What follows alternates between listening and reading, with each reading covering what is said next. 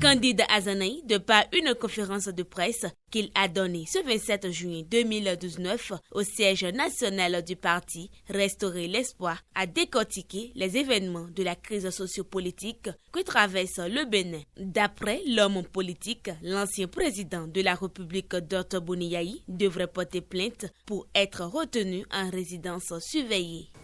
En réalité, Patrice Talon n'a rien concédé en ordonnant la levée notamment du blocus illégal de la résidence de Boni Yayi.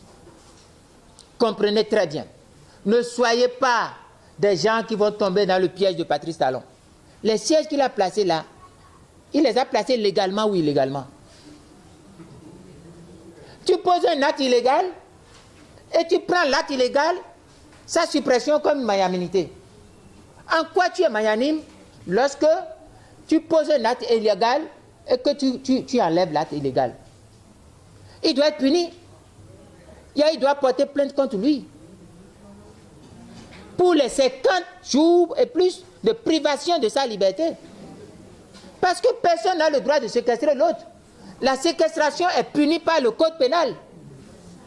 Vous séquestrez quelqu'un, vous êtes puni. L'ancien président est contraint à l'exil, a-t-il laissé entendre. Qu'est-ce qui va amener un ancien président à quitter son pays et aller attendre dans un autre pays pour faire ses formalités avant d'être évacué? Il n'a pas de maison ici. Qu'est-ce qu'il a chassé de la maison? En réalité, Yayi est poussé en exil. Moi, je n'accepte pas, je ne jubile pas, je ne ris pas. Je ne ris pas. Parce que ma lecture est que si on enlevait le siège, il doit rester chez lui, préparer son évacuation. Si on m'avait dit que la nuit là même où il a quitté, il est parti en évacuation pour les soins, je vais comprendre. Il est à Lomé. Donc le Bénin ne peut plus le garder. C'est Togo qui va le garder. C'est une honte. L'ancien ministre de la Défense du gouvernement Talon a par ailleurs exigé une enquête sur les événements qui se sont déroulés à Tchaourou et environ. C'est regrettable que personne ne se meut de la déclaration laudative du porte-parole, Orou Théophile. Avez-vous lu ou entendu la déclaration de Théophile Orou? Pendant près de 2 pages, il n'a fait aucune allusion aux morts. Il n'a parlé au surplus que de dégâts matériels. Il y a même un dedans dont on entendait la voix qui disait ils ont brûlé ma maison. Mais des hommes qu'ils ont tués, les femmes qu'ils ont tuées, les populations qu'ils ont blessées.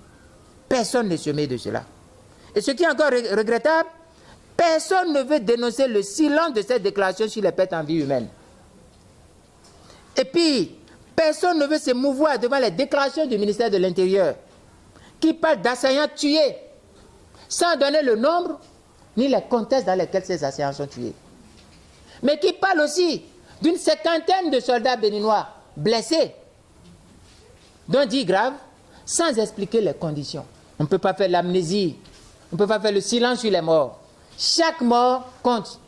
Et les civilisations sont mesurées, sont appréciées à comment elles s'occupent de leurs membres en difficulté ou en situation de décès ou de détresse. Non, Tchaourou et Savè et environ méritent mieux que le récit mensonger d'une gloire imagée, imaginaire, du fabuliste à propos de chasseurs mystérieux, mystiques. Tenez, un chasseur n'est pas un guerrier. Nous sommes en politique et nous exigeons une enquête indépendante des institutions en charge du droit humanitaire, de la protection des droits de l'homme et de la répression des crimes militaires contre les populations civiles.